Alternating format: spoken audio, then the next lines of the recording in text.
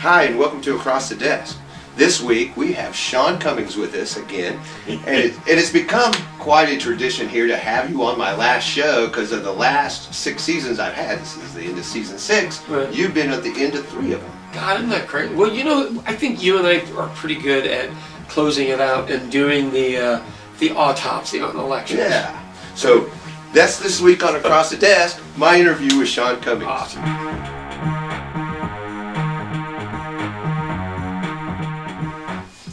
Sean, again, welcome back to the show. Thanks for having me. Always great to have you. You're always welcome here, man. And I'm sorry I haven't had you on all season, but I had so many interviews with some great candidates.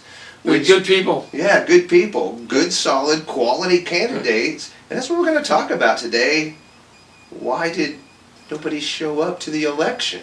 So as the rest of the country seems to be tiring of the Trumpian phase of our history, we are still embracing it here. And even for jobs that you really don't want that involved in, like a school superintendent. So here's what I would say. So there were 75% of the races this time were uncontested.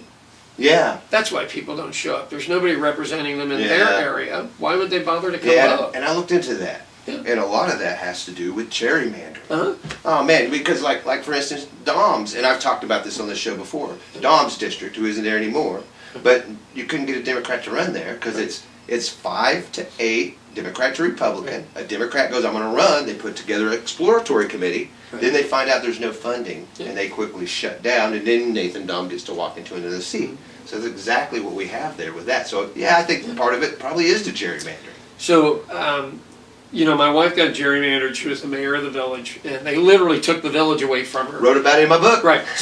Yeah, I did, actually. And it was excellent. And that was an excellent portrayal of it. They took the village, Nichols Hills, and part of Quail Creek, which would be about 5,000 votes. If she had that 5,000 votes, she would have actually won. Yeah. But she knew it was gerrymandered and decided to stay in the race and do one of these to the people who did it to her. Yeah.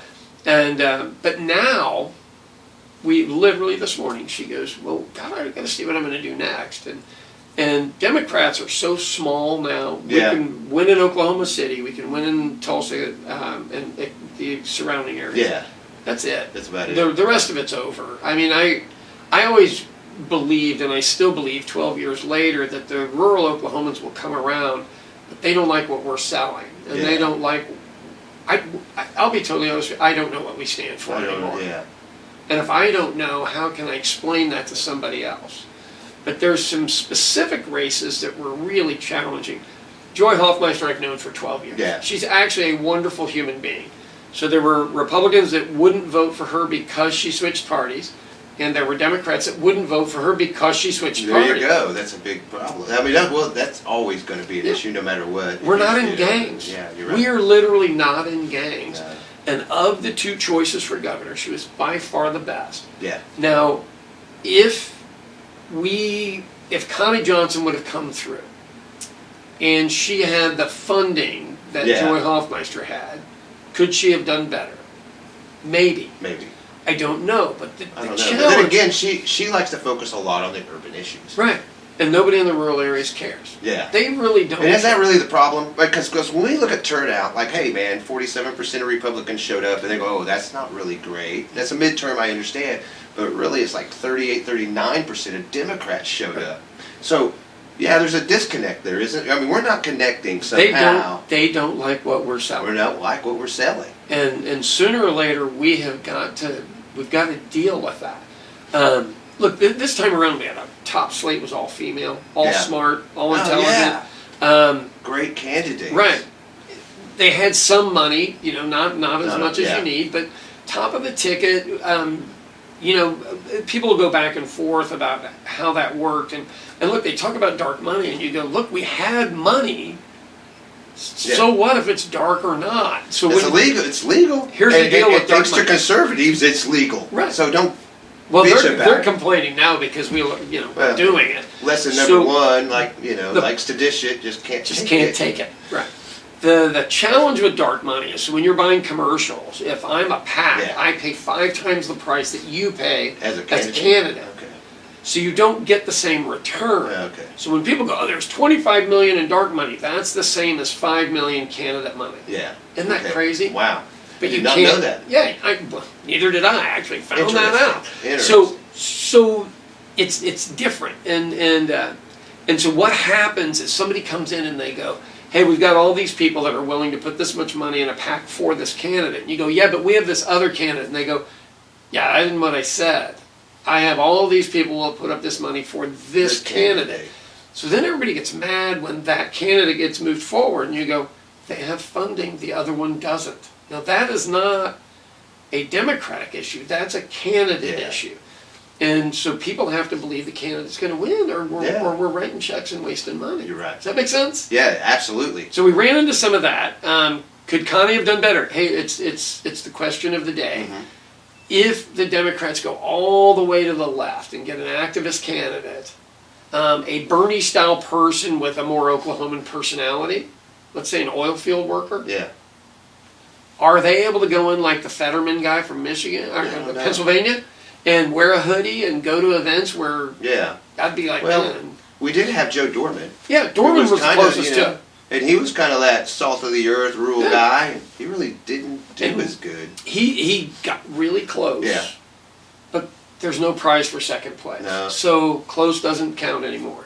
So this is a combination of a bunch of different things that causes this voter apathy. We got the gerrymandering, which deflates people. Go, man, why should I even try? Yeah. You got the message we're selling that just isn't resonating with certain people. Okay, what is our message? Yeah, what literally, is the message? And I mean this for you in the audience. Write it down in the comments section. You know, what are we for? You know, besides, abortion rights and That's contraception. huge, right? But so we didn't really use that in any campaigns. Did we? We did. I mean, think about it. Tell me what campaign that was used in. Well, they're thinking it's Oklahoma, no one's gonna go for that, but I disagree. Kansas, if you look at Kansas or even Kentucky, yeah. No, man, people, that's an issue we didn't capitalize on. So we don't even sell that Democrats are for people, and the reason Republicans have money is because they're for business, and business gives them money. Yeah, and again, we gotta get back to that. You're involved in the social justice movement, right? That's another urban issue. Okay. It's not a rule, but they don't care. They don't care about and that. And they think people need to get locked up to do stuff. Yeah. See, that's not a rural issue. Oklahoma County Jail, even though it sucks, they don't care. It's not a rural issue. What Kathy found in Edmonds, everybody was concerned with roads, and so she just dealt with roads from there on out.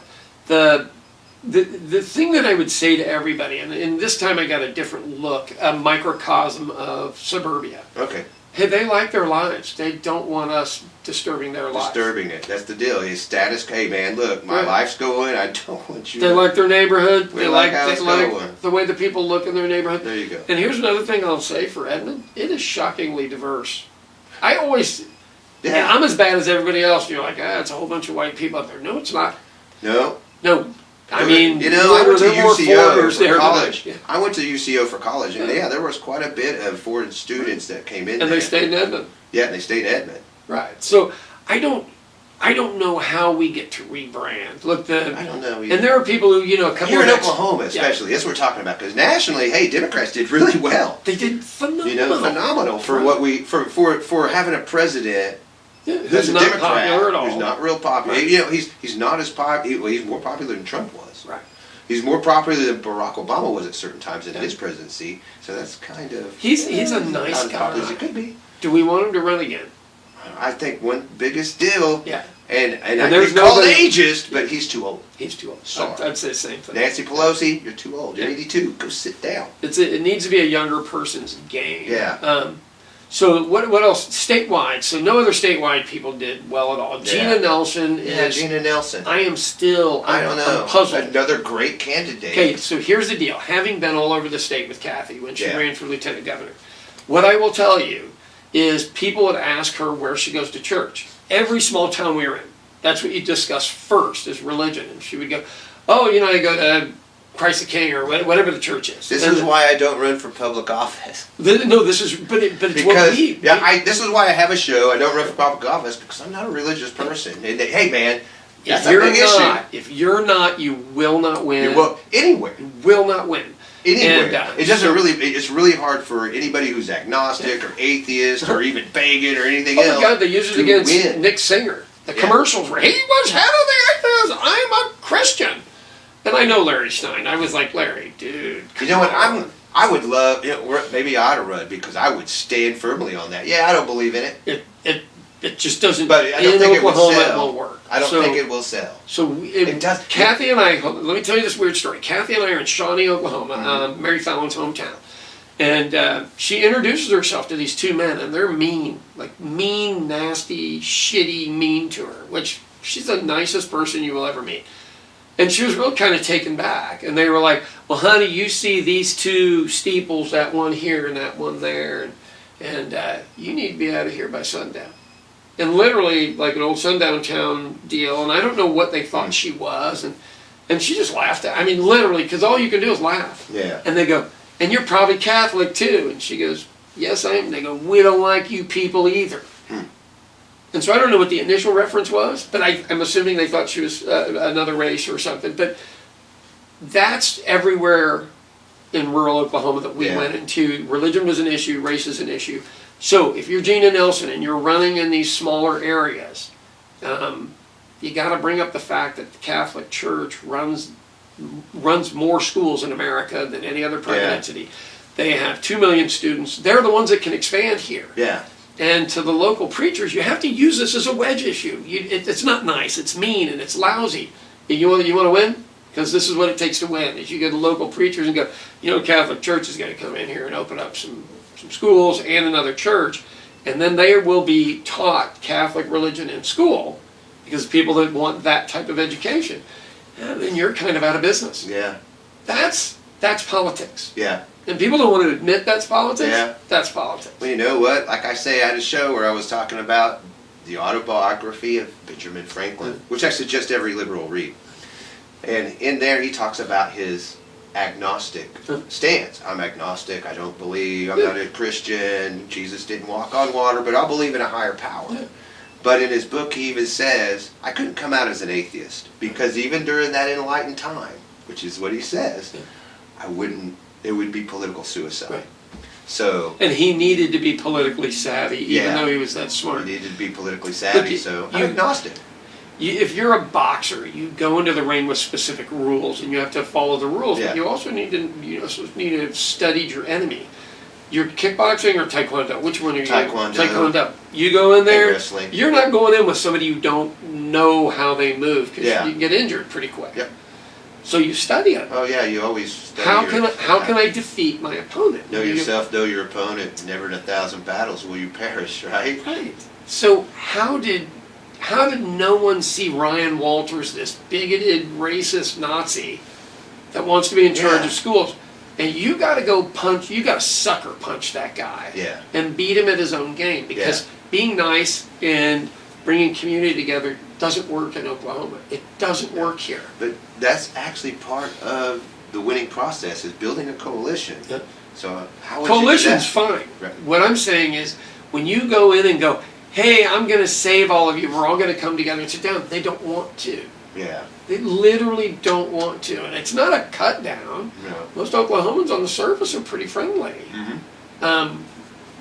I mean, it's post-Trumpism. Yeah. And we're still stuck in it. Yeah, I know we are. Well, that's Oklahoma, right? We're always behind everybody else. Right. So we're still stuck in it. And everyone else is moving on.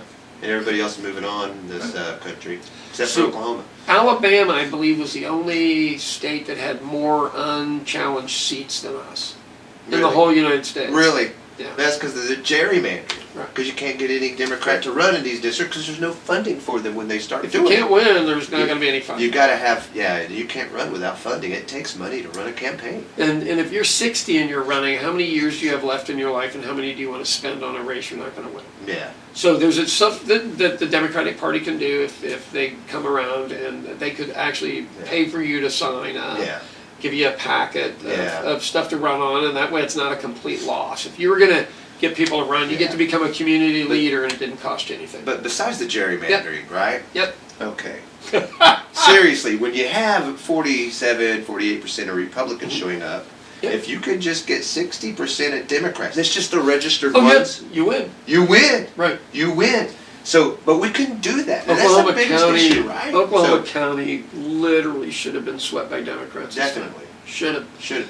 And so yeah, what is the disconnect, right? So, that's the question, right? That's so $1 million question this right year, there, isn't it? There was money, there was negative ads, there were attack ads, everything in the world to throw at everybody, and Democrats still stayed home. They stayed home. Why? Are they Democrats? Yeah. Or are they just uninvolved people that didn't want to write down their that's the deal, Republican? right? Me and you are really involved. Right. We're in the game. Yeah. And that's not most citizens in Oklahoma, is it? They're just So working. these people that are, they're working, they got families, that's what they're concentrating. Hey man, I got a family I'm raising, I got this job I'm working, I got my mother who's, on Social Security and Medicaid I gotta take care of. I'm not worried about the sausage being made at the Capitol. Yeah. So how do you reach those people? I mean, they're going to have to take a big enough hit. Yeah. And I think Ryan Walters may. I don't know. Yeah, I was thinking And that, it may not. Look, when you look at the corruption and you look at what Ryan Walters wants to, and you look at the abortion issue, you would think that would fire up some, and it did nationally, just didn't do it here. privatization of schools. Yeah. Look, I worked a second job to send my kids through private school because I just didn't like public schools had become a political football. They're not schools anymore. Now they're somebody's advantage or disadvantage politically. And I mean, if you really want your kids to do well in school, you have to read to them and you have to watch their studies and they need to be in a study group. Yeah. That really, magically, they'll do great.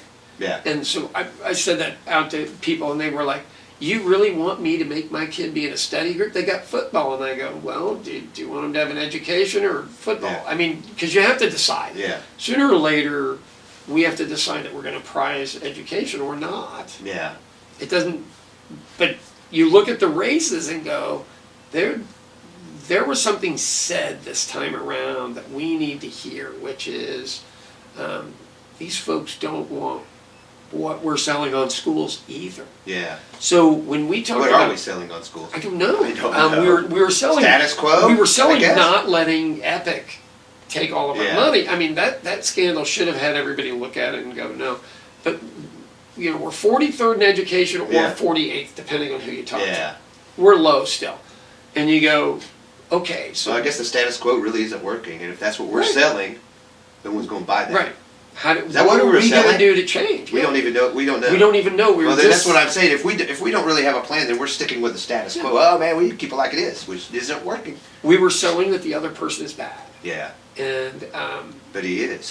he's horrible. He's horrible. Dreadful human being. Yeah, but that doesn't Doesn't help us right now. It doesn't help us right now that he'll be indicted in 10 years with something skeezy and stuff. Well, man, I'm just wondering if they'll do anything. He probably won't. But man, I mean that letter that he sent out to the public that was totally full of lies and totally inaccurate. Yeah. How he can't be pulled up before the board and say, "Hey, man, this Nobody- is maligning a professional." Nobody cares. No one cares. I mean, I think that's the struggle I'm probably in at this point as I go.